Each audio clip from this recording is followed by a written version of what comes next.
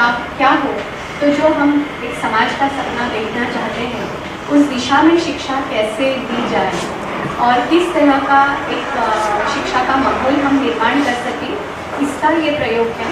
नई तालीम जिसे कहा जाता है, ये गांधी जी के दर्शन पर आधारित है। मैं ये नहीं कहूँगी कि इसे एक शुद्ध रूप में हम कर पा रहे हैं, पर उस दिशा में जाने का ये प्रयास है जिसमें मन, बुद्धि और शरीर तीनों का समतोल विकास हो, इस दृष्टि से काम होता है। तो हाथ का काम यहाँ की विशिष्टता है और हाथ के काम को ज्ञान के साथ जोड़ने का प्रयास, ये भी एक दूसरा उसकी विशेषता है। और स्पर्धा की बजाय सहकार ये उसका आधार है।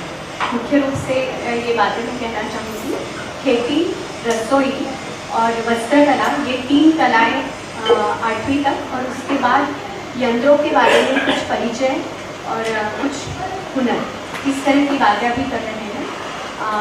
बालवाड़ी से लेकर कक्षा 9 तक अभी विद्यालय गया है, 10 साल की इसकी उम्र है और नैसर्गिक यानी स्वाभाविक रूप से वो बढ़ रहा है, इसीलिए अभी 9वीं तक बच्चे पहुँच पाएंगे।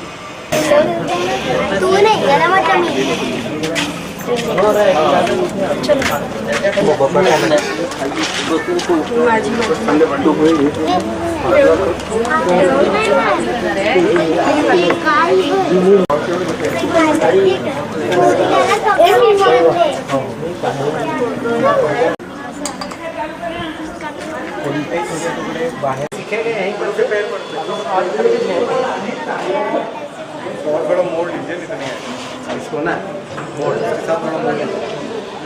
ये हाथ ऐसे मोड़ लेना, नहीं इसके अंदर घुमा दो थोड़ा, मिला ये हल्का सा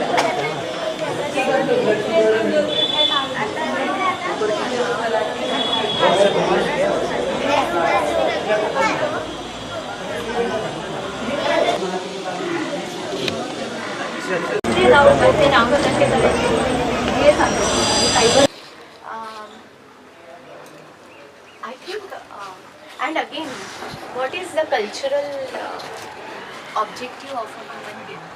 How do we define ourselves?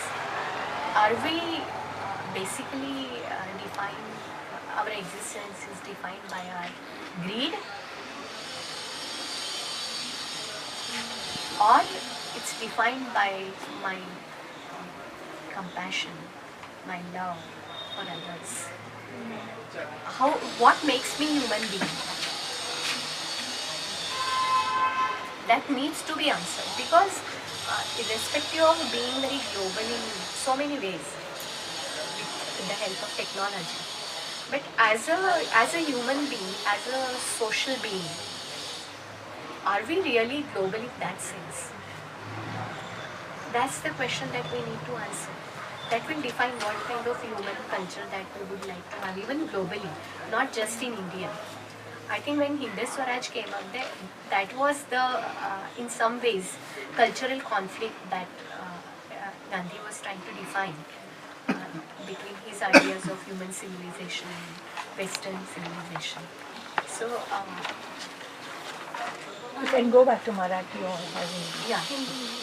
तो वो मैं उनकी बात में जोड़ना चाहूँगी कि इन्होंने क्योंकि बोला कि हम किस तरफ बढ़ना चाहते हैं, तो हम, और ये बहुत बार सवाल आ रहा है कि हम कुछ इम्पोज करने की कोशिश कर रहे हैं लेकिन एस्पिरेशंस कहीं और जा रही हैं, तो क्या हम उसकी एक अलग आर्टिकुलेशन भी दे सकते हैं? तो उसमें एक पुरुष हैं सैमुअल अलेक्जेंडर, जो जिन्होंने वॉलंटरी सिंप्लिसिटी वाली movement European and other developed countries में जो फैल रही है कि अपनी तरफ से हम जानबूझकर सिंपलर लिविंग जीना चाहेंगे, वो उस मूवमेंट में पहुंच रही है। तो वो एक शब्द यूज़ करते हैं फ्लरिशिंग, कि instead of developing let's talk about flourishing, के मतलब कि ह्यूमन फ्लरिशिंग, के हम, क्योंकि हम ये नहीं बोल सकते कि हम अपना सीमित रहना चाहेंगे, क्योंकि अगर हम ये सोचने लग जाएं सीमित और फ्रूगल और वो सब, तो फिर थोड़ा ऐसे दिमाग को लगने लग जाता है कि तुम अपना फ्रीडम कब कर रहे हो, जो कि कभी कभी गांधी और टैगोर में भी डिबेट होता था कि are we talking about restraint और are we talking about freedom. तो किस तरह से एक ऐसी फ्लरिशिंग हो सकती है विच इज़ जो दूसरे के ऊपर हावी नहीं है। अब हमारी personal flourishing in emotional, mental and physical. What was the other word? Frugality and the other one? Restraint? हाँ. बेसिकली फ्लरिशिंग कैसे होगा, इसका एक मायना हमारे सामने एक रखा है कि the more you consume the more you flourish. ये जो एक बेसिक अंडरस्टैंडिंग डेवलप हुई है अब तक की, इसको अगर हम गलत साबित करते मानते हैं कि क्या हमारे कंजम्पशन लेवल्स ही हमें ज़्यादा बेहतर आदमी बनाता है, व्यक्ति बनाता है, तो इसके इंडिकेटर्स को हमें देखना पड़ेगा कि जहाँ पे बहुत ज़्यादा यानी उपभोगवाद बढ़ा है, तो उसका अर्थ ये होना चाहिए कि अमेरिका, यूरोप या फिर हमारे देश में जितने भी अमीर लोग हैं ये बहुत ही खुशहाली में है और भावनिक रूप से बहुत एक समृद्धता और शांति अनुभव करते हैं। पर वैसे दिखता नहीं है, कोई भी साइकोलॉजिकल स्टडीज़ वैसे दिखते नहीं हैं। रिसेंट एक साइकोलॉजिस्ट और जर्नलिस्ट जिसने अमेरिका और यूरोप की स्टडी बताई, उन्होंने उसमें कहा है कि करीब 50% से लेकर 60-70% तक लोग यूरोप और अमेरिका में they are going through anxiety. तो अगर इतना फ्लरिशिंग है उसके बावजूद भी, फ्लरिशिंग में मटेरियल फ्लरिशिंग है, उसके बावजूद भी इतना डिप्रेशन क्यों है? तो ये सवाल आता है कि which shows and many people have disagreed with this. Technology हमारे लिए होनी चाहिए। हम जिस तरह का जीवन चाहते हैं उसमें हमें टेक्नोलॉजी का हमारी ज़रूरत के हिसाब से इस्तेमाल करते रहना चाहिए। अभी हम एप्रोप्रिएट टेक्नोलॉजी की बात कर रहे हैं, तो फिर सवाल ये आता है कि इसके बारे में शिक्षा का संबंध क्या होगा, कैसे होगा।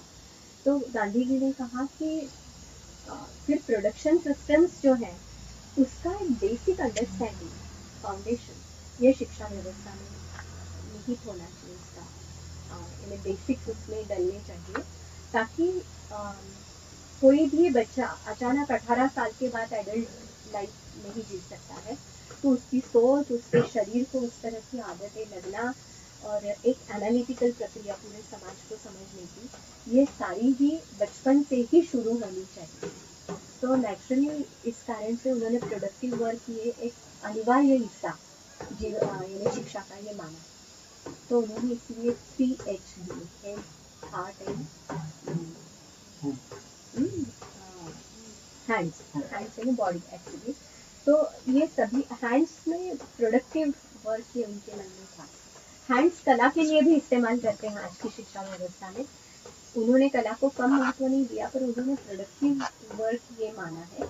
इसको शायद हमें आज के स्थिति में, आज यहाँ हम बैठे हैं, तो हम ये रोल को, ये इस बात को थोड़ा ज़्यादा गहराई से समझ सकते हैं कि क्या वाकई में ये मायना रखता है, प्रोडक्टिव वर्क ये अनिवार्य हिस्सा होना चाहिए क्या शिक्षा का, और उससे बच्चा किस तरह से बनता है और क्या हम उसको अवकाश निर्माण कर सकते हैं चीज़ों को समझने का। फिर जो शिक्षा के क्षेत्र है करिकुलम में, उसमें क्या था, यानी किताबें ये एक मेन है आज के वक्त में। अच्छा, लिटिल लाउडर प्लीज। या किताबें ये बहुत ही महत्वपूर्ण क्षेत्र है आज के वक्त में। तो किताबें एक तरह से इनडायरेक्ट मोड ऑफ नॉलेज ऐसा है, पर यहाँ पे अगर हम देखें तो इनडायरेक्ट मोड ऑफ नॉलेज, इसमें साइकोलॉजी का अभ्यास देखें तो कोई भी बच्चा सीखता है वो कॉन्क्रीट एक्सपीरियंसेस से सीखता है, कॉन्क्रीट से एब्स्ट्रैक्ट जाता है। तो any form of printed material is indirect, symbolic, जिसका मतलब बच्चे समझते नहीं हैं। तो प्रत्यक्ष जीवन में ही कोई भी चीज़ जो कही जाती है सिंबॉलिक फॉर्म में, उसका अर्थ उसमें होता है। तो वहाँ से अगर शुरुआत करें तो इन्हीं psychological studies very clearly states की डायरेक्ट कॉन्क्रीट एक्सपीरियंसेस से बच्चे सीखते हैं, सिंपल टू कॉम्प्लेक्स जाते हैं, और जो भी बच्चों के लिए आवश्यक या अर्थपूर्ण लगता है वो बच्चों के साथ ज़्यादा समय तक टिकता है। तो अर्थपूर्ण क्या है, स्थानीय क्या है और सिंपल क्या है, इस चीज़ को अगर हम समझने की कोशिश करेंगे। और तीसरा और चौथा एक है कि एक्सप्लोरेटरी तरीके से बच्चा सीखता है, डिस्कवरी मेथड से सीखता है, तो वह ज़्यादा अच्छी से सीखता है। तो अब ये चार चीज़ें अगर महत्वपूर्ण मॉडर्न ये साइकोलॉजिकल साइंसेस में, कॉग्निटिव साइंसेस में भी मानी है। तो फिर हम गांधी जी ने जिस तालीम की बात कही, वैकल्पिक तालीम की बात कही, तो उसको हम इस आधार पे देखें तो वो बहुत ही अपडेटेड लगती है। तो ये हम इस पर हम थोड़ा सा पॉज करके हम सोचें कि भाई हमें हमारी आज समझ क्या है और हम क्या चीज़ें चाहते हैं। ये एक सामान्य रूप से हमारे पास बेस है। एक टैगोर के बारे में देखें तो उन्होंने कला को बहुत महत्वपूर्ण स्थान दिया और मूल्यों को, सृजन को बहुत महत्वपूर्ण स्थान दिया, जिसको आर्ट को दिया। तो ये हम अनदेखा ना करें, क्योंकि ये सौंदर्य दृष्टि जो है ये अपने आप को एक डिस्ट्रक्शन को रोकने वाली शक्ति हुई होती है। तो जहाँ सृजन का महत्व आता है वहाँ डिस्ट्रक्शन को बच्चा रोकता है। तो डिस्ट्रक्शन एंड वायलेंस जो उसका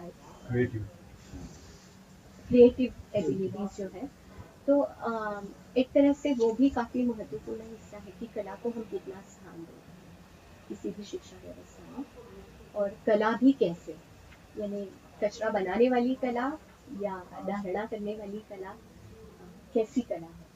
और फिर हम ढांचागत शिक्षा की बात करें, यानी स्कूली रचना में हम बात करें, या शिक्षा तो कहीं भी होती है, यानी जैसे परिवार में होती है, समाज में होती है, विद्यालयों में होती है, और जैसे कि हम पहले बोले कि इंस्टीट्यूशंस के बगैर ये शिक्षा होती है। हाँ, होती है, हर जगह शिक्षा होती रहती है। हम किस शिक्षा की बात हम सोच सकते हैं, ये भी शायद हमें यहाँ पे तय करना पड़ेगा। कि जैसे कुछ लोग कहते हैं कि शिक्षा के स्कूल्स बंद होने चाहिए, तो वो अपने आप में ढांचा देता है, तो उससे सीमित हो जाती है शिक्षा। पर उसमें आर्ग्यूमेंट्स इस तरह से भी है कि आज के वक्त में अगर हम इस तरह से ढांचागत कोई भी चीज नकारें तो शिक्षा कैसे होगी बच्चों की, किन बच्चों की बात कर रहे हैं, कितने बच्चों की बात, सभी बच्चों के लिए शिक्षा अनिवार्य है कि नहीं है। यानी एक आज देश में जिस तरह से बात हो रही, तो एक ऐसे इंटेलेक्चुअल्स का ग्रुप है जो कहता है कि ये पूरी ढांचेगत शिक्षा व्यवस्था बेमतलब है।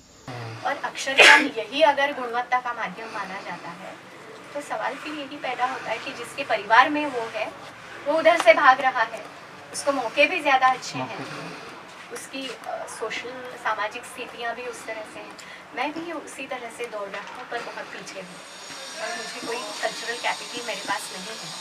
तो हो सकता है 2-4 लोग जाएँ स्टैटिस्टिकली, पर ये रहने ही रहने हैं पीछे। तो क्या ये विकल्प है शिक्षा का, ये सवाल आएगा। आपको कुछ बोलना है? सतीश सरांच्या याच्यात मी जसं सोडतो की जसं माझं तर शिक्षण म्हणजे 8वीपर्यंत झालेलं आहे, आणि प्रत्येक वर्गाच्या याच्यामध्ये समजा 4 भाग पाडतात, आणि त्या 4 भागामध्ये जर प्रवेश अ ब क ड 4 भाग असतात ना, त्यामध्ये त्या मुलांना कोणत्या याच्यामध्ये प्रवेश करायचा असतो तेव्हा त्यांची परीक्षा होते, आणि ती परीक्षा देताना प्रत्येक मुलांना असं वाटतं की मी मला काहीतरी त्या 4 भागामध्ये वेगळं शिकायला मिळेल। त्यामध्ये परीक्षा झाल्यानंतर मग त्याला त्या वर्गामध्ये बसवलं जाते। तो काय करतो की आता मी या वर्गात बसलो तर मी उद्या म्हणजे 8 दिवसानंतर 15 दिवसानंतर दुसऱ्या वर्गामध्ये जाऊन मी बसवतो, पण पाहायचं आहे की या 4 वर्गामध्ये विशेष काय होते। त्या शेवटी आपण जेव्हा पोहोचतो तर मुलगा असं की आता हे तुम्हाला डमध्ये पण ते शिकवतात अशी एक, आणि मला असं अजून एक म्हणायचं की ज्या मुलांना अशी आवड निर्माण जर असेल समजा शिकण्याची, तर त्याला ते ओळखण्यात यावी। जसं आता आम्ही अभिजितचं पाहतो आहे, मला अभिजितचं समजा मी किती मी सांगू की तुला उच्च शिक्षणाची आवड, तर हे त्यांना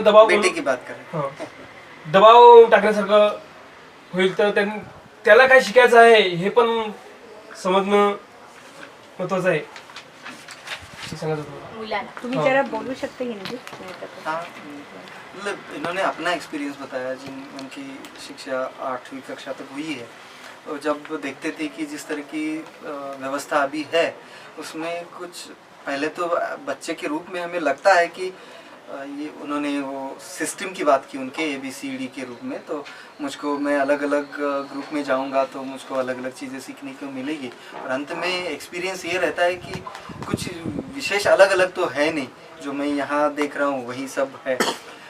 तो ये एक्सपीरियंस के साथ में अब ये जब अपने बच्चे की तरफ देखते हैं, कितनी लाए तो सभी वो भी 6वीं कक्षा में है अभिजीत, तो इनको ये लगता है कि मैं तय करने से ज़्यादा कि वो क्या और किस तरह से सीखे, मुझको ये भी देखना चाहिए अभिभावक के रूप में कि उसकी रुचि किस में है। यदि आपने जैसे कहा कि कोई किसी को सिखा ही नहीं सकता है, ये प्रैक्टिकली एक स्कूल के लेवल में इसको कैसे इम्प्लीमेंट किया जाता है कि और ये इससे भी जुड़ा हुआ है कि वो बच्चों की तरफ से आए कि हमें क्या सीखना है। एक तो ऐसा प्रयत्न होता है क्या, ऐसा होता है तो फिर if there is a section और एक ग्रुप है बच्चों का, फिर हर एक की तरफ कैसे? I don't know whether it means that कि बच्चा खुद तय करे कि क्या सीखना है। वो कुछ प्रयोग हुए हैं, समझिए नाम का एक स्कूल है, कंस्ट्रक्टिविज्म नहीं था तब स्कूल तो लगता था शिक्षक थे, पर बच्चों को पूरा फ्रीडम दिया जाता था कि आपको कहाँ जाना है आप तय करें और नहीं सीखना है तो नहीं करें। पर इसका लार्जली मीनिंग ये हम कह सकते हैं कि अलग अलग यानी मल्टीपल थियरीज है, तो बच्चों में कई तरह के लाइकिंग हो सकती है, कई तरह के एप्टीट्यूड्स हो सकते हैं और बेसिक एक जीने के लिए स्किल्स की ज़रूरत हो सकती है, लिटरेरी स्किल्स की। तो ऐसे मौके अगर हम स्कैटर्ड रखें स्कूलों में अलग अलग तो बच्चे खुद होकर अपना एजेंडा तय कर सकते हैं। तो ये बच्चों के साथ इंटरेक्शन होनी चाहिए कि how do you see education, how would you like to build yourself as a person, क्या क्या सीखना चाहिए। तो ये उसके लिए मौके आवश्यक हो सकते हैं,